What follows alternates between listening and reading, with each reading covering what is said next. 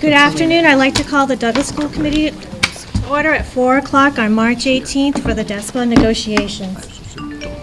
Roll call vote. Who's present? Beth Bergstrom here. Heather Moran here. Thank you. We needed you. You're here.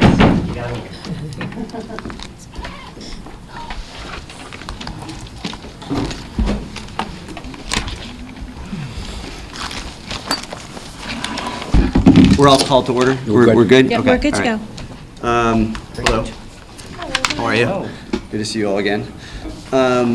So we have, as I think we said we would, come with sort of slew of counters, or some counters, basically updates to a number of proposals, as well as a wage proposal. So if you'd like, I'm happy to just proceed with walking through each of those handouts. And I can, oh, sorry, I got to do that.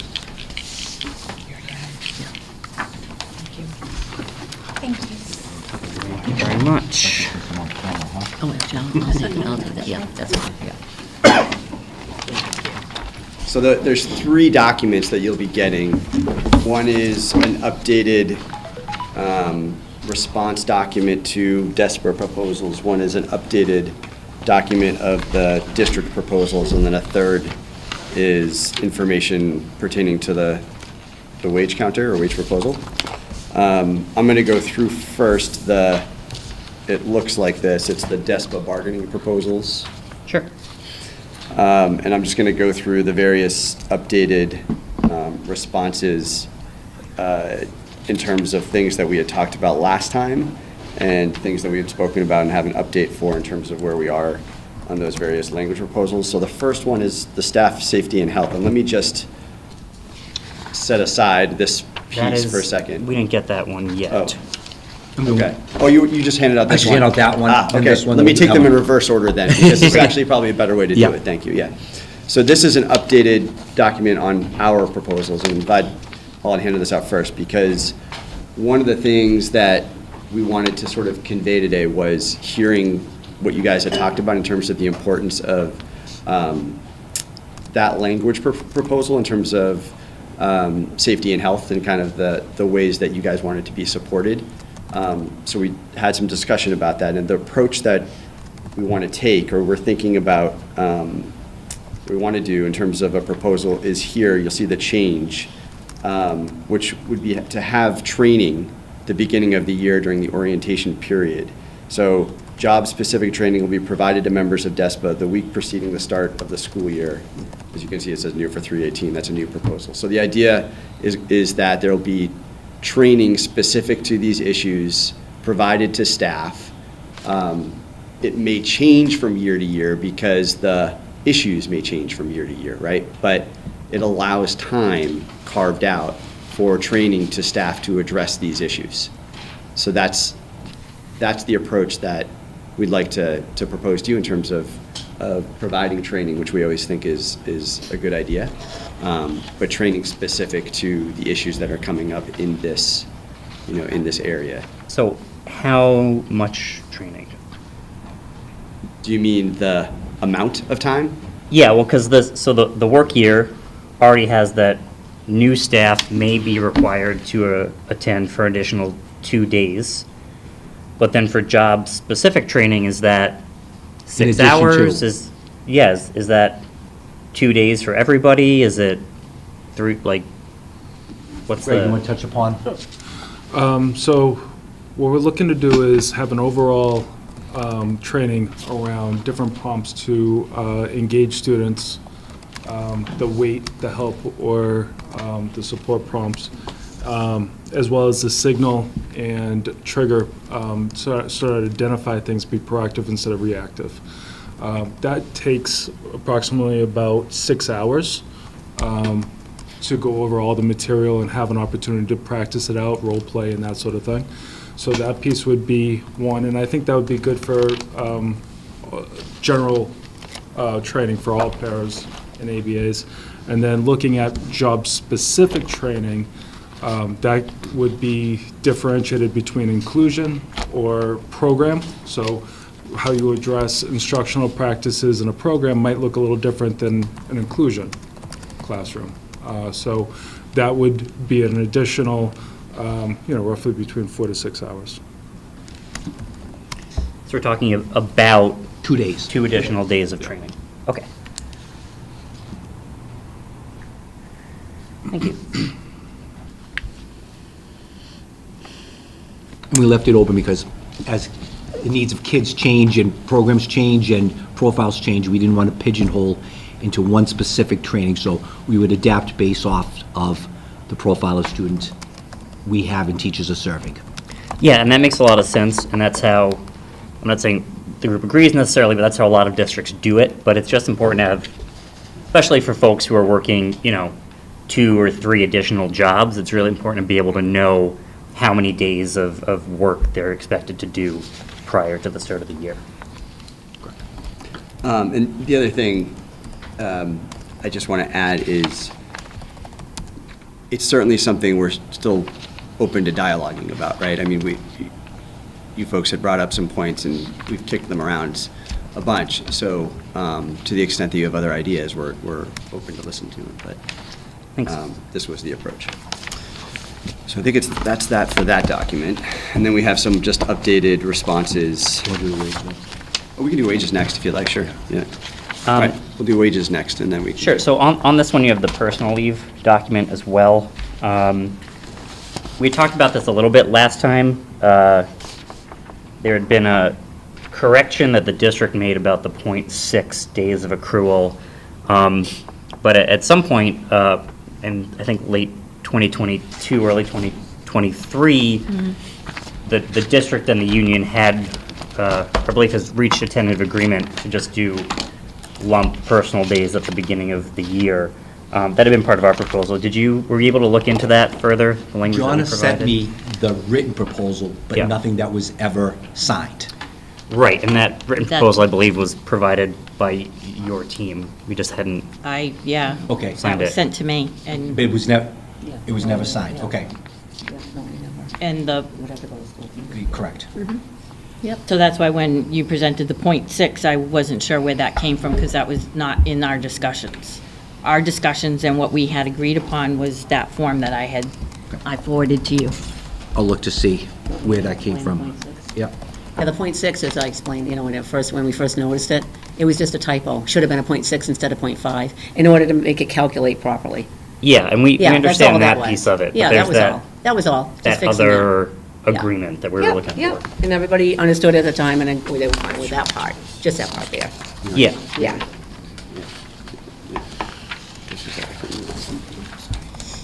Okay, so I think you're handing out the wage proposal. Correct. I'm just going to start talking while he's handing it out, because I think that's probably the easiest thing to do.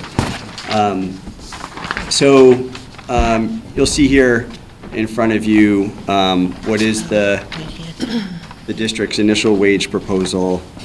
There's a couple of sort of highlights. So you'll see from the current school year to the next school year, FY ’25, it's a $1.55 increase.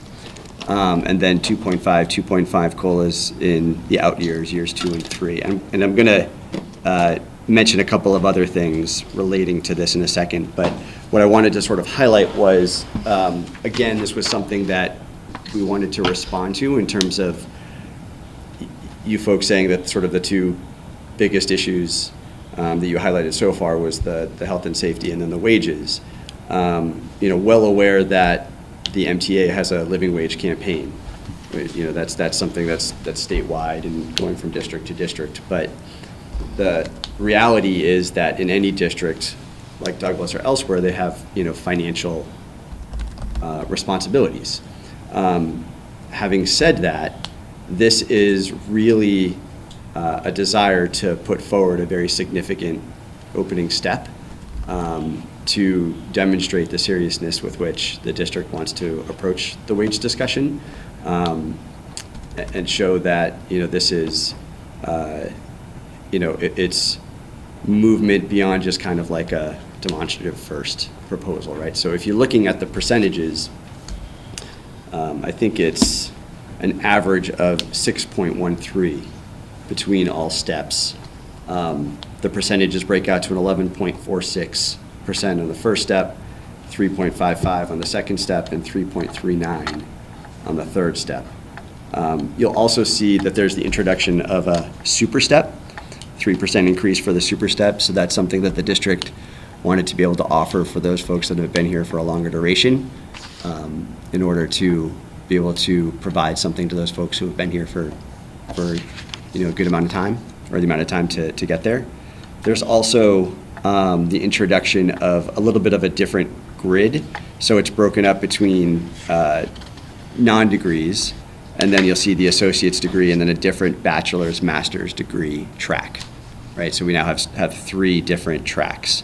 And then the last thing to note is the grid has sort of been changed or altered so that there is a steady movement of 2.25% between the steps, rather than kind of what was a little bit of a fluctuation, or not a little bit, but definitely fluctuation between those steps. So this evens that part of it out. So, you've got a lot of data on this, which I appreciate. Sure. And I'll say that we appreciate the thoughtfulness that went into it. We gave sort of pretty broad parameters, and this is appreciate the thought here. I just want to be sort of really clear. So for paraprofessionals non-degree, it is a $1.55 increase in year 1. Correct. And then so that's for someone who doesn't have any degree. Correct. And if they have an associate's degree, they would get an additional $1 per hour. And then if they had a bachelor's or master's, another $1 per hour. So it would be, someone who has a degree would be getting an additional $3.55 if they have a bachelor's degree per hour in that first year. Correct, yeah. Well- If you're looking at the, You see $3? oh, right, yeah. so- 1675 to 1875 is 2. From I think you're going 1520. from FY '24, FY you're going from top left all the Yeah. way to. Correct. Yeah, right. So if you're looking at those two, So right now, if you Those were two high, cells, yeah, yeah. they would get an additional $3.55. yes.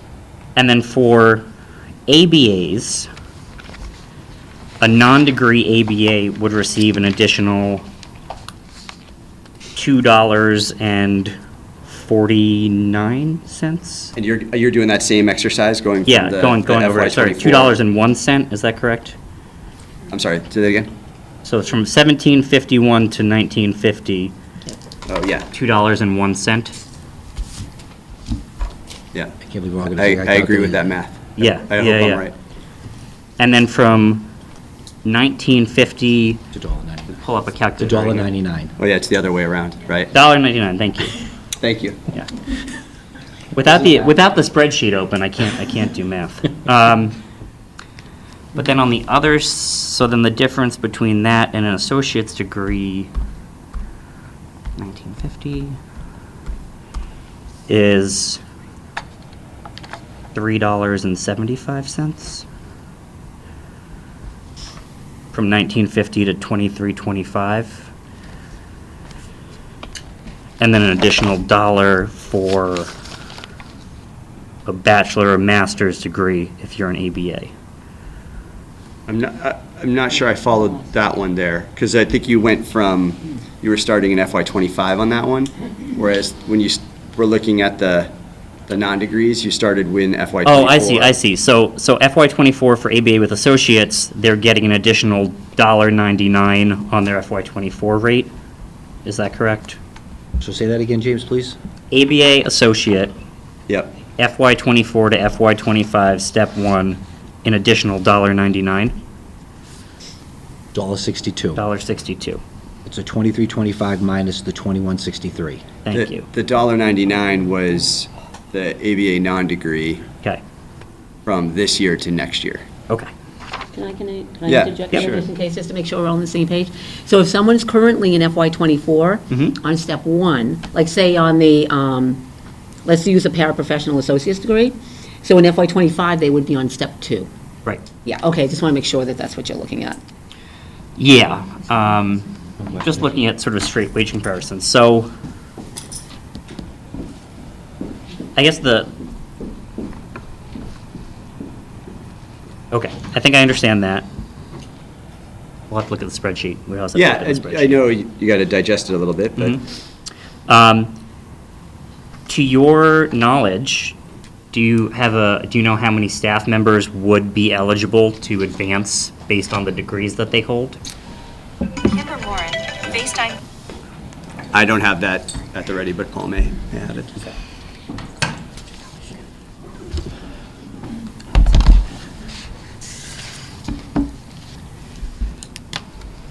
We can ask the members too, obviously. If you don't have it right now, that is I have it all right right. here, I just gotta Okay. find.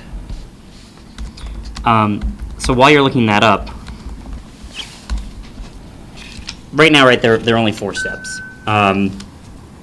Folks can sort of advance for 4 years, and then it sort of freezes, except for longevity payment. And you chose to add in this super step. So from year 4 to 9, you'd be getting the same rate, and then year 10, you'd get an additional rate. What's the rationale for 10 years? What's the rationale for having people sort of frozen from years 4 to 9 and then get a bump at 10? So, we were looking at it to function similarly to a longevity type of mechanism, right? So you're looking at people who have been here for, a longer period of time. Well, I guess I'm just wondering why 10? Why not one at 6 and 9? Why not just continue the scale from years 4 to 10? Yeah, I mean, I understand what you're sort of countering with, but I'm just providing what the rationale was as to why it was 10, is because it's similar to like. Because that's where longevity is. What's that? Because that's about where longevity is. It depends on the district and the scale. Okay. So what was your question, James? How many unit members do you think will be eligible to advance their pay based on a current degree in this new framing? So the spreadsheet that I'm looking at was created probably in November, December. So there's going to be a margin of error that I just want to put out there. But based off of what I had, that's about 2 months old, we have 17 members who had a bachelor's degree, both paraprofessional and ABA, and we had 2 members who had a master's degree. Okay. And then in terms of steps, again, going back a few years, we had 18 staff members that would hit that super step.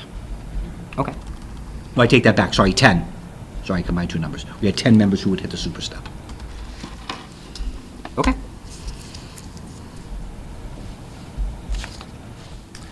I don't have other questions about this grid. Do you all right now? We have one more document too, which is just the language updates in response to some of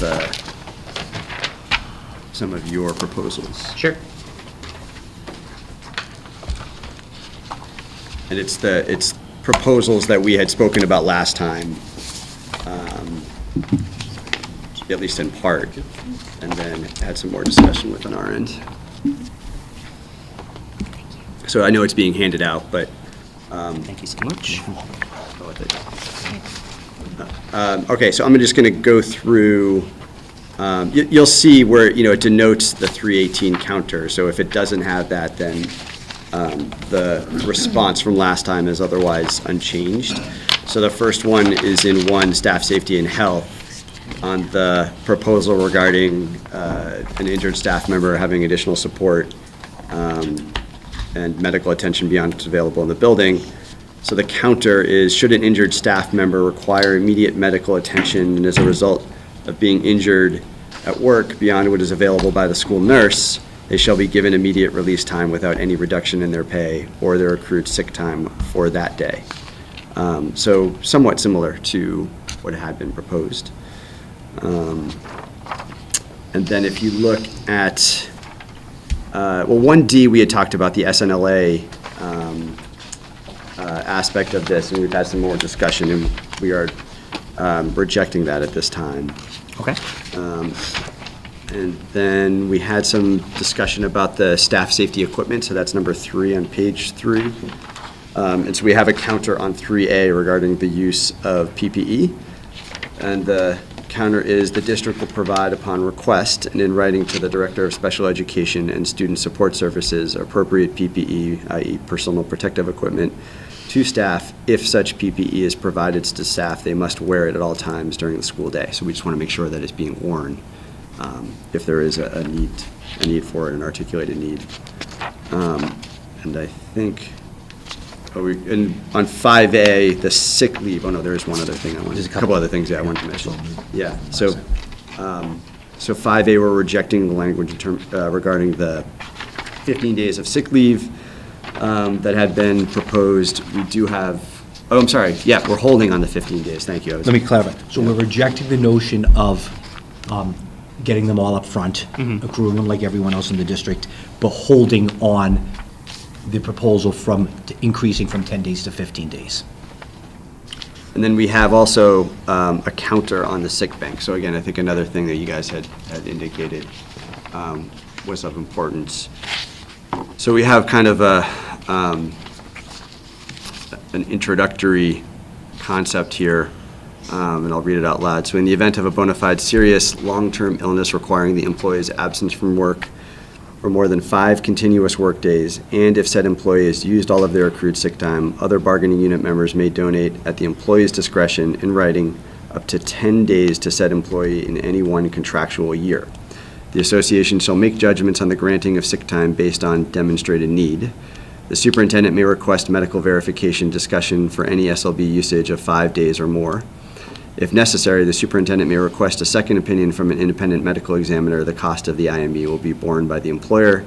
The donated days will be deducted from each donating employee's accrued sick time. For the purposes of this section, uncomplicated childbirth, i.e. maternity leave, will not be considered a serious long-term illness. So we have that for your consideration in terms of a formation of a sick bank. On 6B, we are rejecting the language in terms of the donation of 40 sick days by the district into that sick bank. Let's see. Yeah, on 7, we're rejecting the new language here. We have the counter from prior. Proposal 8, discipline, we are rejecting the proposal of adding in that new language. I think we had a little bit of discussion on the bus duties in 9A, and we are holding on that. And we have a counter on 9B regarding the addition of language regarding advanced training for staff who work bus duty, and that counter is job-specific training will be provided to members of DESPA the week preceding the start of the school year. So kind of a similar concept as we've been talking about before. We are rejecting the proposal on the behavior plans, and we are holding on the personal days language. And that's what we got. Okay, thank you. Let's hit on a couple of these from your responses, if you don't mind.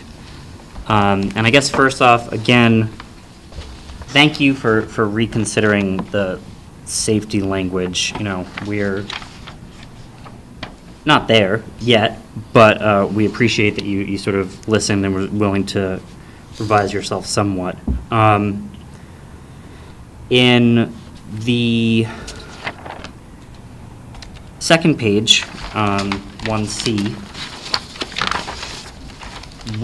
the union proposed that if someone has property damaged during the course of their work, and the examples that we've been given are things like when working with a severely dysregulated student, you know, staff members have been slapped in the face and have had their glasses broken, or have had their watches pulled off their wrist, or their pants bitten through by a student. Your proposal here is that the district would, in a limited extent, give the fair market cost to replace, but that members must have pre-approval on a fair market value, and that the superintendent's decision on fair market value is final. So we were wondering what that would look like. Like if a member gets slapped, glasses broken, prescription lenses fall off their face, how would they actually get, reimbursement for that and a new pair under your language? Well, I mean, I think it would be incumbent upon the member to be able to provide some kind of documentation or substantiation for what would be fair market value of whatever the item might be, glasses, et cetera. You can tell that the gist of that, right, is to just make sure that it's a fair, cost of whatever it is. And so that there's no back and forth, on an extended basis about what might be a debate on the fair market value, that's why the superintendent has the ultimate say on that. But the intent, I think, is certainly that there would be, there may be some dialogue there, in terms of what happened, this is the nature of what broke, this is how it happened, right? I mean, there's got to be a check to make sure that it was something, that didn't just fall out of your pocket. I'm not suggesting that that's what you guys are Right. agreeing with, but you get the idea. So how would the district confirm that this was a result of an incident as opposed to just like a random issue? That would be something that would need to be spoken about, right? I mean, there's certainly a good faith element of this, that anytime a member is coming forward, they're representing that it occurred because of an incident with a student. And that's not something that I think folks would take lightly. So certainly if that's coming forward, there would need to be discussion about it. And, if there is an issue as to did it or did not happen, that may be something that would have to be broached in that discussion. So I hear that. It is striking that the district has rejected our proposal that members are required to report injuries. You've rejected that. You've said that you don't want to have it in the contract that people have to report injuries.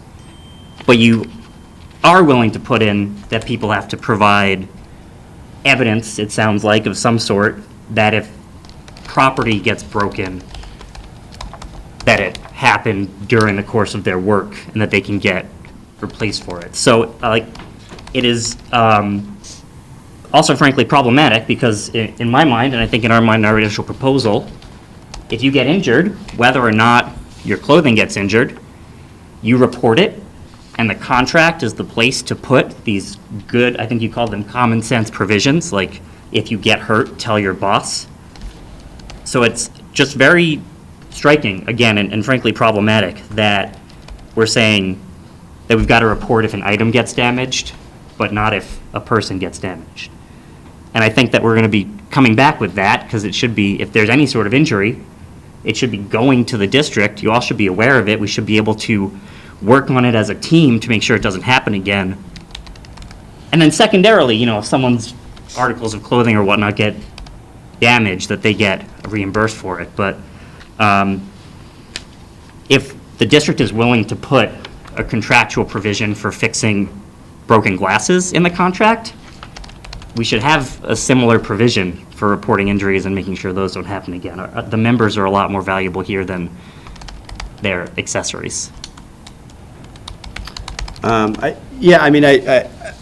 not looking to quibble over this. I see them as a little bit different, and I see you're trying to bring them together in order to juxtapose them. Yeah, because it's part of the same event here. And if you have an injury I'm not sure I report would to go with agree it. with that. This is something that we're talking about in terms of the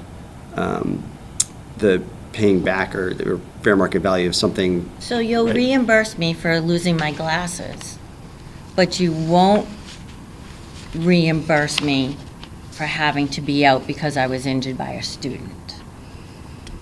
But that's not necessarily what I'm saying.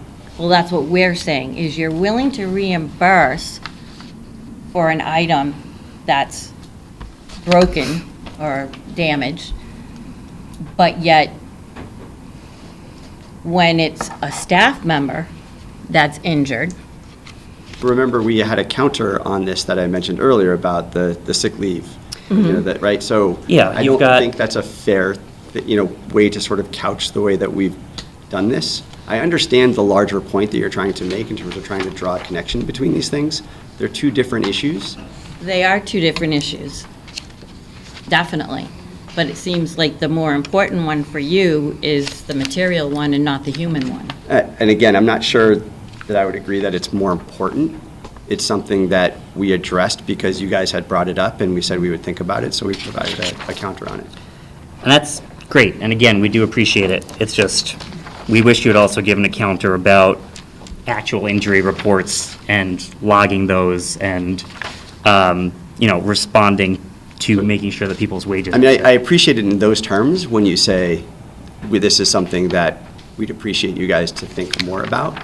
But I think sort of trying to compare and contrast and say, these two things, one shows a lack of thought in the other, I don't think is fair. I mean, there's a reason we put them all together, right? Because they are part of the same thing. So, I mean, and you know how we're going to respond now. We're going to counter, we're going to try to bring that stuff back. But it's, again, just disappointing that that's sort of where we're stuck at this moment.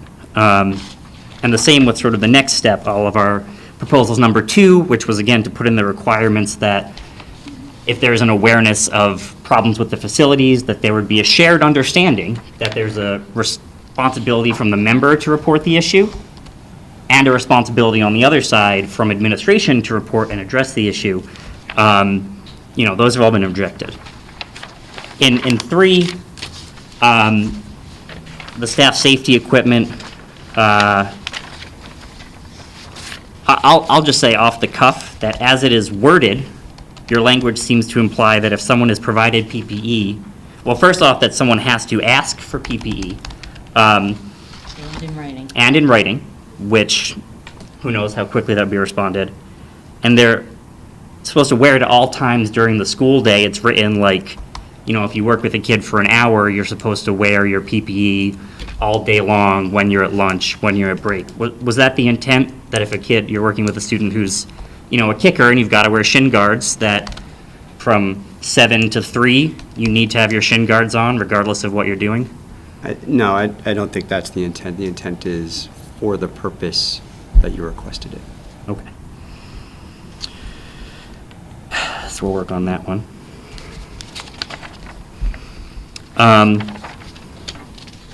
We didn't get a response to 4A, which again is current practice, but regular hours for unit staff are 7 hours per day, inclusive of a 30-minute paid lunch period. That is current practice. I just don't see a district's response. Are you willing to put that in the contract specifically? We had rejected that last time. We don't have an updated response to For that. 4A? For clarification, James, Uh-huh. can you just clarify what you mean by it is the practice, but it's not in the contract? Oh, I'm sorry. Maybe we didn't, I'm sorry, Paul. I didn't. Yeah, I misread. Our understanding is that everybody works, like, a regular hour for this unit is 7 hours, which includes a 30-minute paid lunch. It's just not spelled out there, and when we're talking hourly unit members, we want to be very clear. And I think I misspoke just now because I think I had said we had rejected that last time, Yeah. but that we don't have a response under that one. I was Okay. reading at least I think that was for 4B. Yeah, you rejected the response, so- annualizing, which was the next one. Yeah, so if we can, I'll check to see. yeah, we can talk about that one in Thank terms you. of, yeah. Sorry about that. I didn't mean to. It's okay. And then I'll just make a note that in our initial proposals, we sort of set wage goals. For non-degree paraprofessionals, our goal was that by the end of this cycle, they'd be making $30,000 a year. The district proposal currently would bring folks with 10 years in the district with no degree up to $25,000 per year, which is a market increase, but is still short of even the $30,000 goal that we set. And for ABAs, even, we had set a goal of $38,000 by the end of the year, and your proposal has, by the end of the 3 years, has someone with a master's degree and over 10 years in the district only making $36,000 a year, which is still just kind of short of where we are really aiming here. What was your first one for the non-degree, James? We were aiming for 30,000. It looks like yours sets it at about 25,000. And how did you get there for the 25,000? 1295 times 1938. You gotta send me the spreadsheet after this, Greg. We'll pull more numbers, There's but quick that's math the. on your part. I couldn't even do the 199 versus I 201. I so- used a calculator. Don't worry. And then for sick leave, so you have rejected that it will be given at the start of the year, but you're holding on this idea of more days, of getting up to 15 days. Can you talk a little bit about why you're rejecting giving people sick days at their full allocation at the start of the year? And again, the reason that we propose this is as you all know, when kids come into school, they bring all the germs of the summer with them. And sometime the first, probably second or third week of school, people start getting sick. For new staff especially, we would like them to have their full 15 days to be able to start using if they get sick at the beginning of the year or whenever. We don't think it's fair or just for people to have to work month by month to get a day when they might be sick week one. So what's the issue with that? It's simple. We're still something we're considering. You rejected it.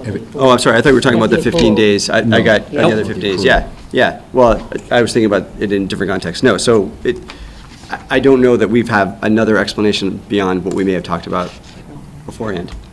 All bargaining units across the district, union, non-union, all accrue time. Everyone accrues time across the district. So other units do it, that's just where you want to stay? All bargaining units, all employees accrue time from union to non-union. The 4 different unions and non-union personnel all accrue sick time, Yourself as well? myself as well. Okay. I hope you don't get sick in September. I start July 1, so I'd have a few days accrued. There we go. Maybe we can get Paris to start July 1? No. It's not a real Don't go there. proposal. I'm not gonna go there, Jenna. Not gonna go there. We have momentum. Proposal 6, sick bank.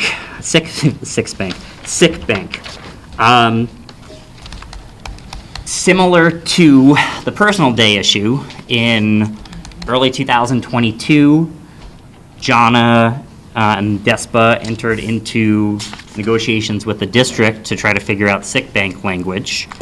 That was never finalized, and we know that those negotiations just sort of trailed off. We didn't follow up on them. We did not have consensus on language.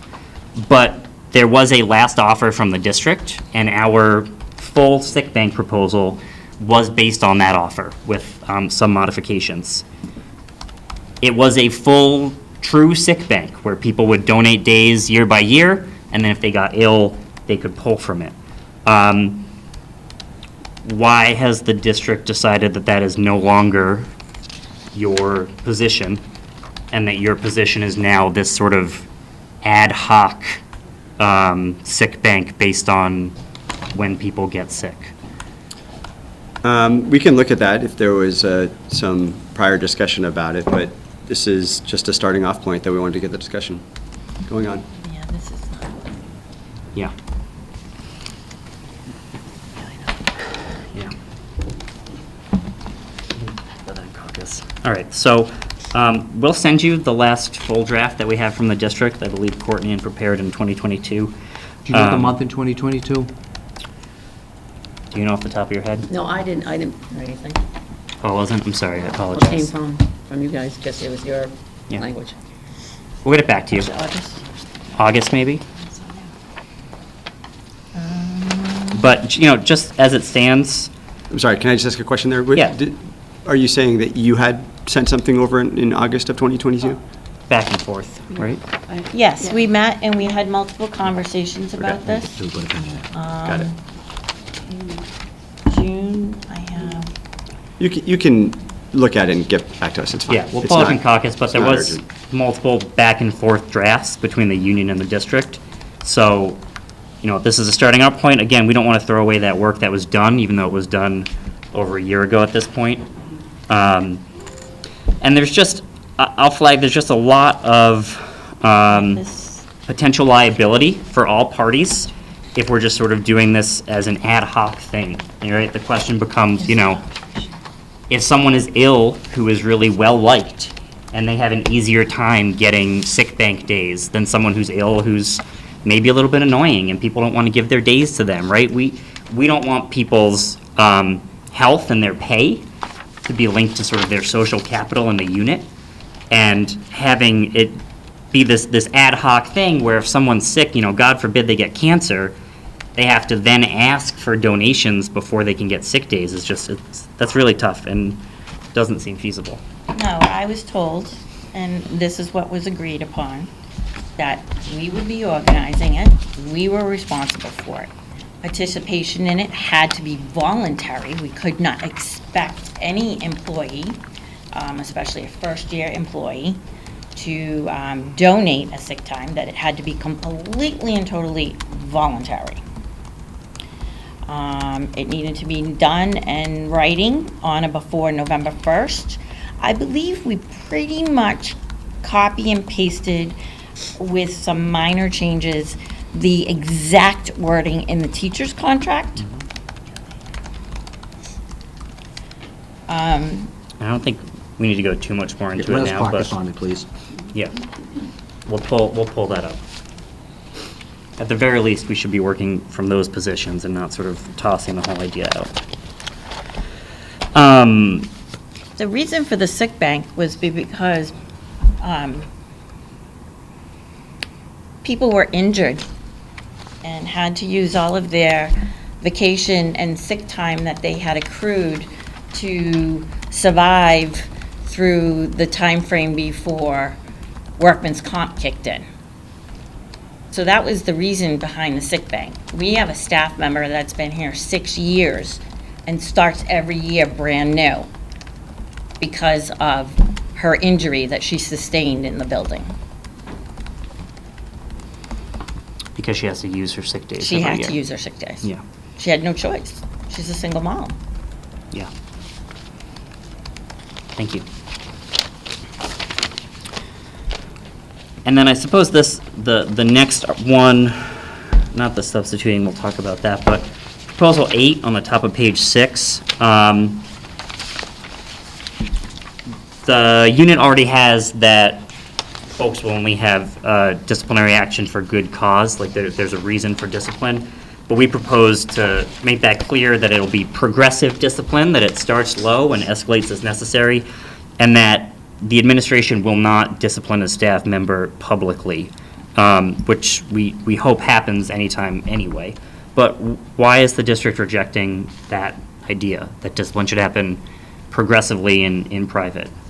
We had talked about the publicly issue before, and I think you guys acknowledged there hadn't been an instance of that, so there's really no need to codify that.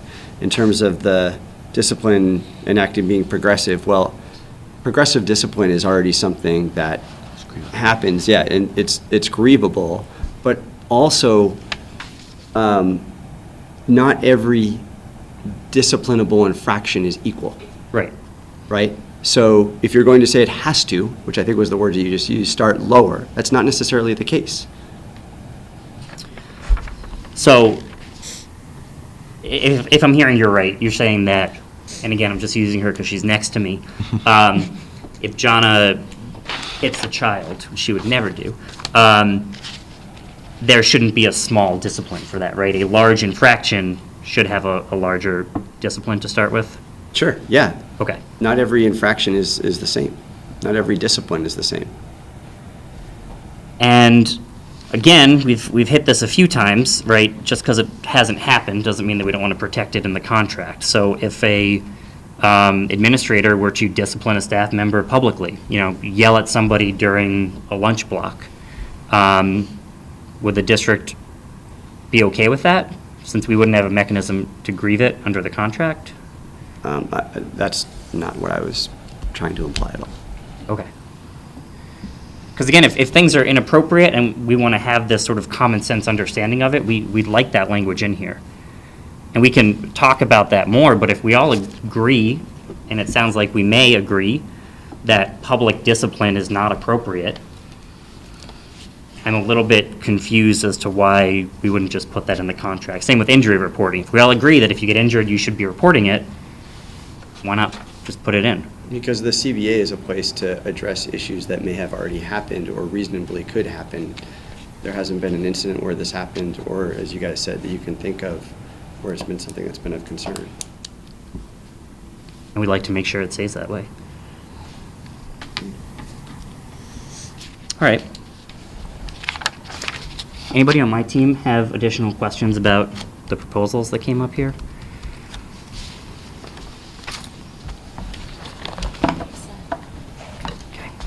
Do you want to caucus?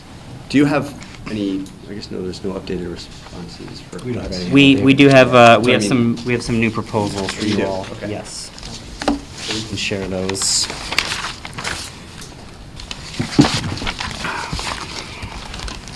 Anybody, do you guys need any more? Yeah. I don't, anyone be in? Yep. Got 2 sets of things. There we go. And then these, I don't think I remember to give to my team, so. Thank you.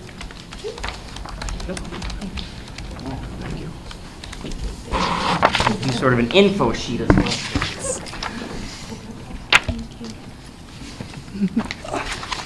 One for you and one for Courtney. I think I got two. You're welcome.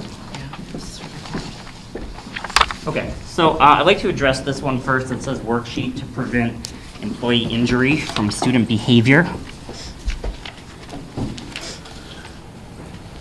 I know that Paul and Jonna especially had some conversations about safety, and I know the teams have been sort of thinking about safety. Besides just generally wanting to have a safe working environment, this is one of the pieces that we're using to guide what building safety looks like and what we'd like in our contracts, in the contract. So this is a worksheet from the Labor and Workforce Development part of the Department of Labor standards that goes through what should exist in a public school in order to prevent employee injury. And throughout it, it has citations for which sections are recommended, which sections are subject to the general duty clause of OSHA, or to 454 CMR 25. It goes through it all here. So I just want to highlight a few as we go in here. For 1 and 2, there's a written program to prevent employee injury caused by student behavior that describes the clear responsibilities of superintendents and principals. That school leadership establishes an expectation that employee injury is not part of the job. Going down to 6 and 7, that there are consistent school-wide classroom management strategies and behavioral support professionals available to coach teachers and paraprofessionals in behavior management. In 11 and 12, that communication to other employees is provided by management when employee is injured, and that employees are informed about improvements to procedures, environmental cues, or behavioral support. Again, essentially, all things that we've proposed in one way or another. Question, Paul? Hey, you just blended 11 and 12. Yes, I did, I'm Okay, sorry. sorry. Yeah, we don't need to read through the whole worksheet Okay. right now. I'm trying to hit some of the ones that really influence the language that we put forward in front of you. In the next page, 15, 16, and 17 are all about PPE, and that they're provided specifically for students, including that have histories, right? It goes into the idea of a student history, not about a staff member asking for PPE, but identifying proactively. 18 through 20, that physical injuries and threats against employees are tracked, and that individual students who cause injury are reevaluated.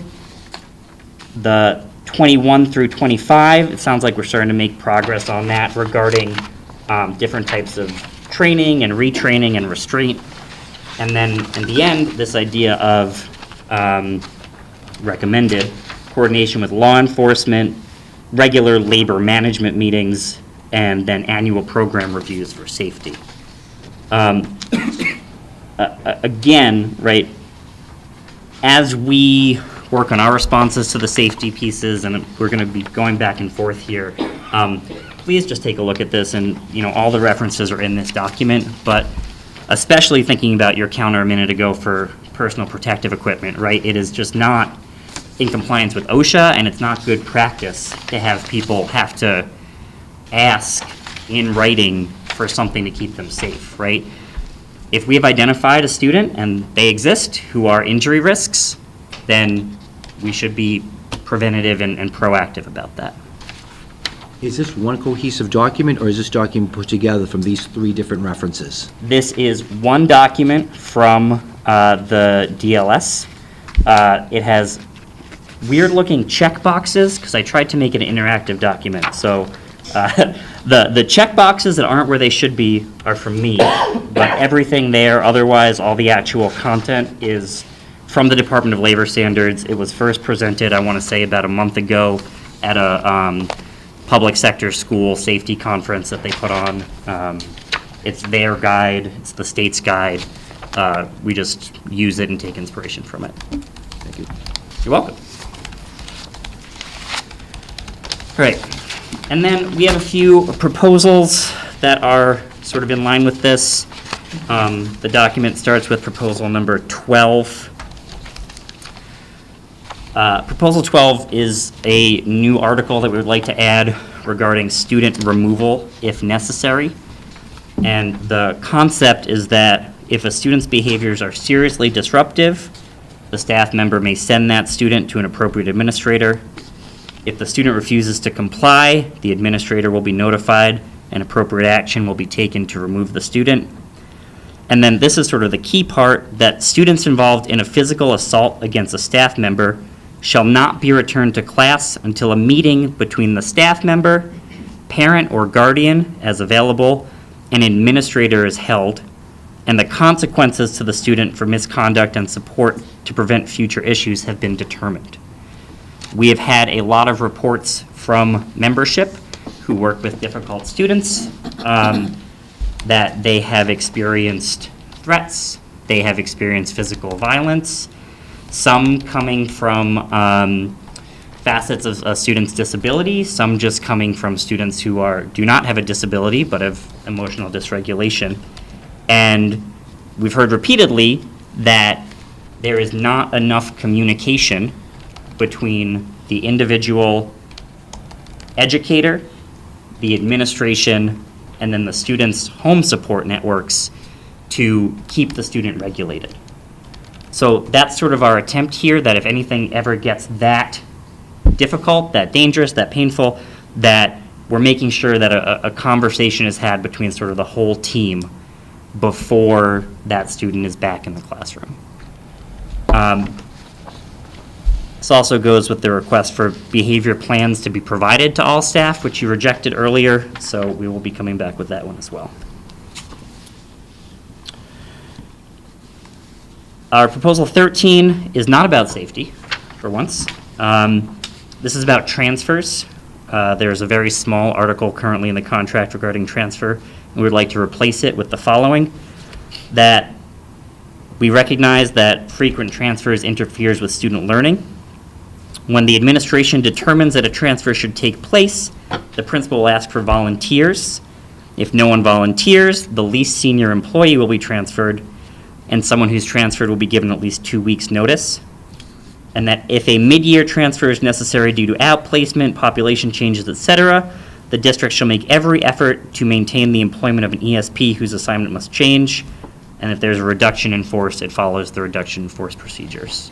So currently, the district essentially just gives someone a notice that they're transferring, and it happens. We don't think that that's best for students. We think that the staff should have a chance to volunteer if there's an opening and they want to move, and we just want sort of clear procedures in place for that.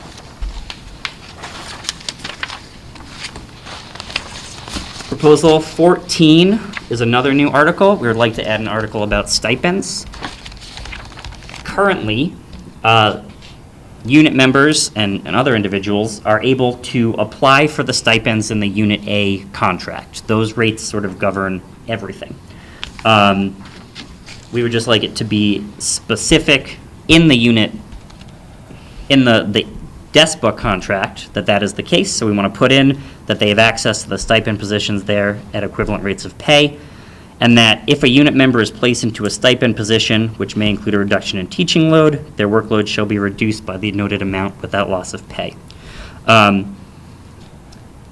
That piece is really specific to the athletic director position. The athletic director position in the Unit A contract is a few $1,000s for a pretty serious commitment of work, and it provides for up to, I believe, a 60% reduction in pay. Specifically, Jonna has been the middle school athletic director for this year. She has not had any reduction in her regular workload. She has worked a full day, students in front of her almost the entire day besides her lunch. She's had no accommodations to support her also doing the athletic director work.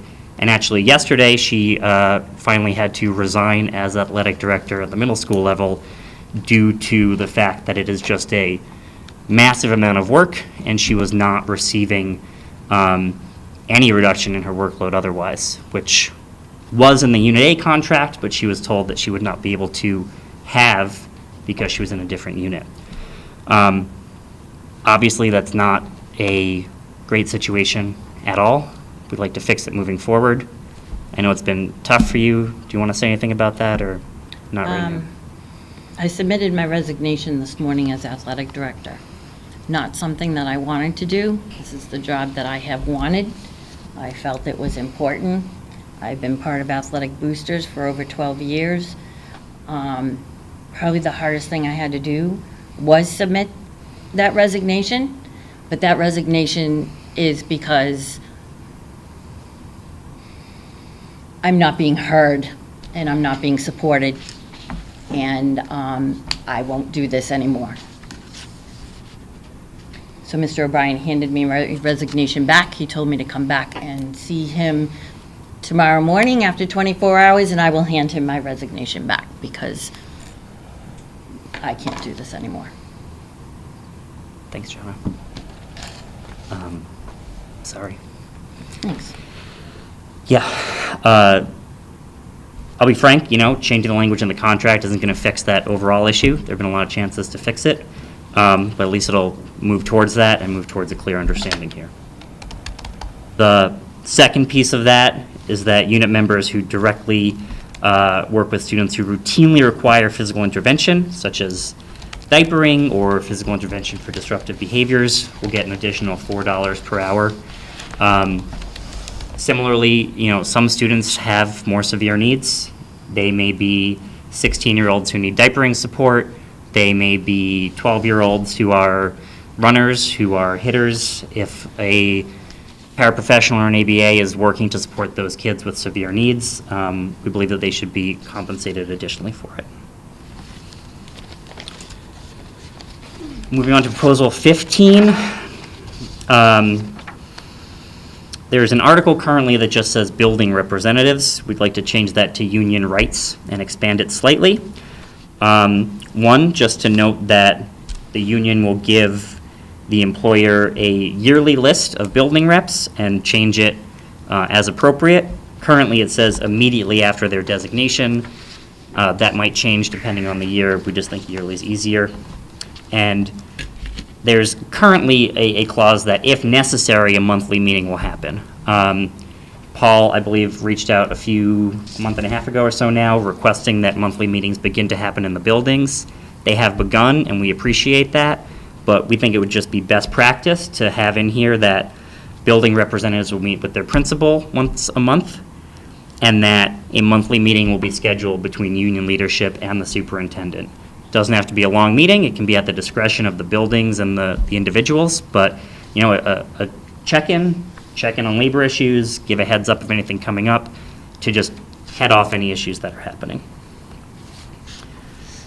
The last one, 15C, is that the union president and duly elected representatives will be granted up to 1 day of paid leave per year to attend meetings of the Massachusetts Teachers Association. There is one big one that happens every year called the annual meeting. It happens in May, it's annual, sometimes in late April. But it is a meeting that goes from Friday to Saturday, where union members from across the state come, and among other things, they vote on the budget for the union, and that often includes support for legislative agendas that frankly are useful both on the union side and the district side, right? The annual meeting is where MTA support for the Student Opportunity Act came from. It's where MTA support for the Fair Wage Act came from, the Fair Share Amendment came from, and this is a request to give one day. And for DESPA right now, they would be entitled to 2 delegates. So this is a request for 2 people to have 1 day off to be part of the annual work. It's what, like a delegate for every 30 or 50? A delegate for every 40. 40. Yes. So the unit would have to almost double in size to go over 2. Got a good recollection of MTA bylaws, Greg. Heard this before. Yep. A lot of districts allow for it. It's just good practice. Is there a cost in them attending? They have to take their own costs, so there is sometimes they have to pay for rooms. The MTA actually offers scholarship for small locals, but the only cost to the district would be, giving them a day's pay for release. You're welcome. Proposal 16 is regarding benefits disclosure. Individuals have said that sometimes it has been difficult to just track their benefits.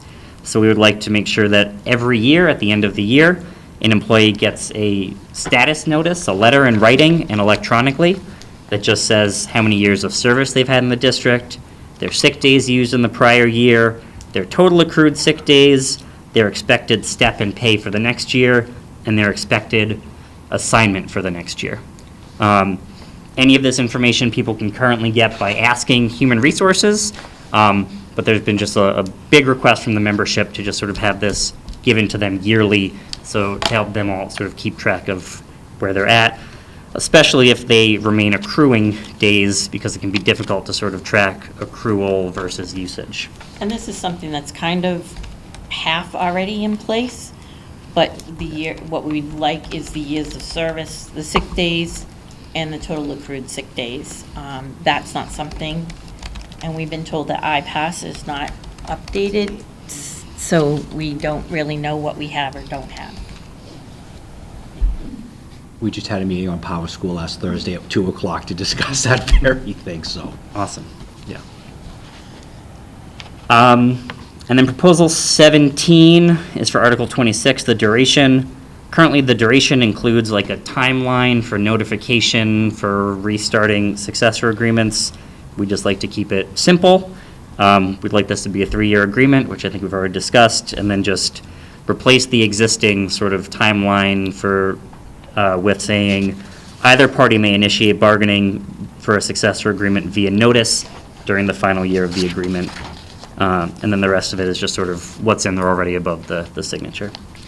The piece on the bottom, we've already discussed, so we can skip that regarding property damage. And those are our new proposals for today.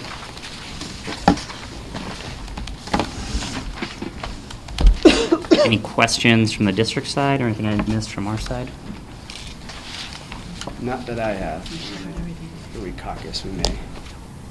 John, just text us, and we'll do the same. Text me when you're done, we'll do the same. Sure. Greg, I'll send you our proposals. If you could send me yours, and especially the spreadsheet for the wages right now, I'd appreciate that. Let me If I do- can get a line. I'll do Sure. I'll do the wage one, just give me 5, I gotta Yeah, change yeah, a bunch of sheets and, Oh, yeah, don't. yeah. You could give me your whole workbook for proposals if you want to, but I'll just take the single sheet if you'd You, like. just give me a few minutes to get you the single sheet. Yeah. Thank you so much. We probably won't have a full response today, but we'll at least be able to sort of highlight our general thoughts on it. I appreciate what you were getting at there. Yeah. All right. All right, thanks. Yes, great, thank you so much.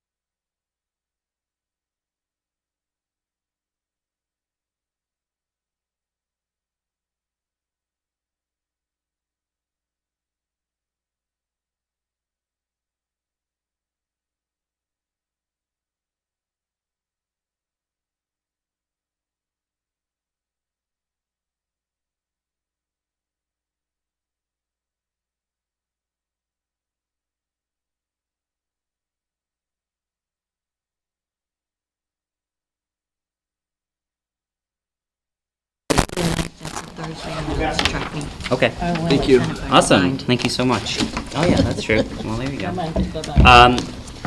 So just really quickly, I think you had texted about potentially doing May 8th or 9th. I think we can do May 8th as a scheduled meeting in the future.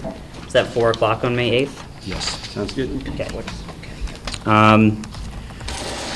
So, we did a little bit of a review. Thank you for the time. We don't have sort of full formal responses right now, but we do appreciate the general concept that you guys put forth with your wages, with expanding the types of education that count towards increased wages. Because right now, someone with an associate's degree is still stuck on the non-degree scale. You need a bachelor's to move forward. So we'll be exploring that in our response, should that not be the case. I don't know if that's accurate. I think degree's degreed, which is why we had to separate and add Yeah. bachelor's, master's. Yeah, currently, yep. Your degree's degree, so if you have an associate's, you get paid degreed. And we Okay. added to recognize the added education of the members of DESPA. Okay. Okay. Yeah. So, I didn't understand that. currently, folks should be getting paid the degree rate if they have an associate's degree. So for anyone who April? has an associate's degree, Not currently being paid. Send me an email tomorrow. yeah, Well, because we need paperwork. Well, correct, you need Yeah, paperwork. Of course, Yeah, yeah, yeah, yeah. and we'll, Otherwise, it doesn't. we can yeah. add that to our next email out to the unit for everybody to check. Thank you. Will that be retroactive for April? Let's see what happens this year. Okay. We get Yeah. the paperwork. In other words, if it wasn't submitted. Correct. The thing with the wages, though, is that when we're looking at the sort of longevity structure you provided, while there's now a bump at 10, 15, 20, 25 years in your proposals, that's still less than a 10 cent per year per hour raise. So that longevity step, the seniority step of adding The super step, is that the what you're super referring step, to? yeah, of adding 3% after 10 years, that's a 50 to 60 cent increase after 6 years of stagnation. So it's an interesting concept that we're going to explore, but the actual monetary impact it has on folks is really small. And the current wage proposal from the district, by the end of it, a top step para would still be making less than a current year, a 2024 top step para in Uxbridge or Sutton or Woonsocket or Dudley Charlton or Bay Path or Worcester. So there's still a market adjustment, I think, that we've got to work on. But we'll come back with more about that next time and sort of a full safety proposal. We've also been working on gathering just more testimonials and stories from members about safety, right? We've obviously been talking about a lot. It's not all of the students that this is a concern about, but it is a real serious issue when this happens, when people get injured. And John would just like to share a testimonial from one of the members. Real quick, James, can you tell me the districts that you use as a comparative? Yeah, they're the same ones we gave you on the first day. This was Uxbridge, Sutton, Okay, so- Woonsocket. so it's the same from the Dudley. first day, Yeah, okay. let's pull from that table. John, before you talk, just, I say this to all groups when this sort of topic comes up, but be careful in terms of any identifying. Absolutely not. Okay, Yeah. and it wasn't to you, I say that to everybody because it's Yep. just something I like to caution about because Yep. it happens sort of innocently for Yep. some folks. Yep, and this was given to us, obviously. Yeah, just- But no, yes. Okay. I wrote this with tears in my eyes as I read it out loud. I hope this helps. I write this letter with hope. I write this letter with needs. I write this letter for change. Let me begin by saying that I love my job. I have known I wanted to be a teacher since the age of 5. My career has taken me down a few different paths, and happily, one led me to Douglas. Douglas, where I come to work every day with the intention of making an impact on the students. Even on my darkest of days, I come to school and immediately a smile comes to my face. The day's interactions bring me joy laughter, and the attitude to live in the moment. For each of these moments matter, not only to me, but to a countless number of students. I am proud to say that my students mistakenly call me mom, that my students refer to me as their school mom. That being said, I am a mom, a single mom, a mom that works so hard in hopes to be able to provide my child with all she wants, needs, and so much more. Unfortunately, being a single mom and working for the rate I do often poses a challenge of how will I pay certain bills? Will I be able to keep up with my mortgage payments? This is not fair.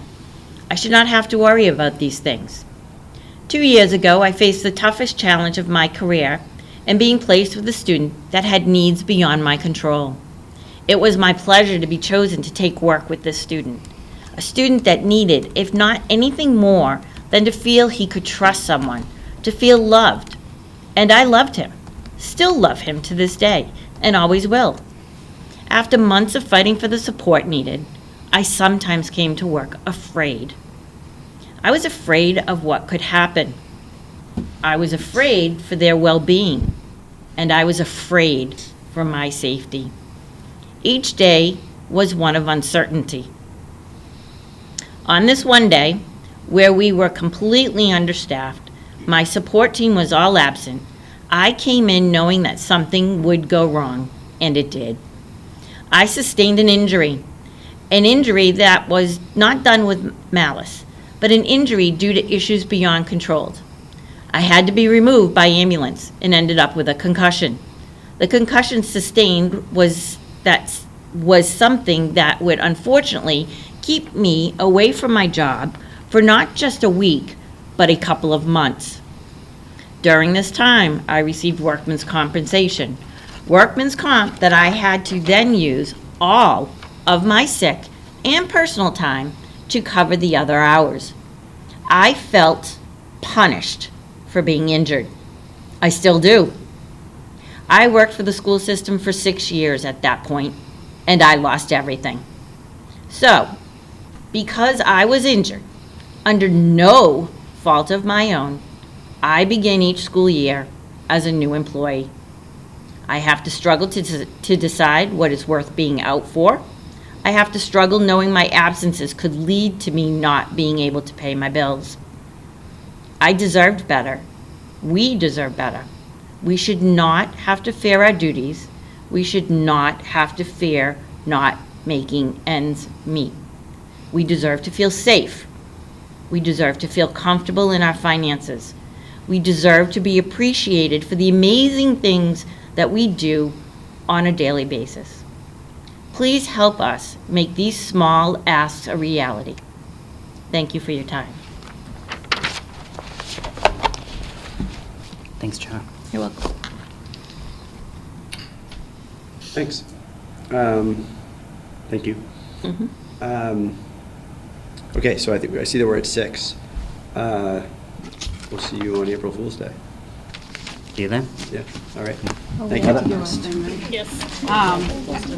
At 5:59, I moved to, your clock is 6. So at 6 o'clock, I moved to adjourn the school committee meeting. On March 18th, 2024. Second. Roll call vote.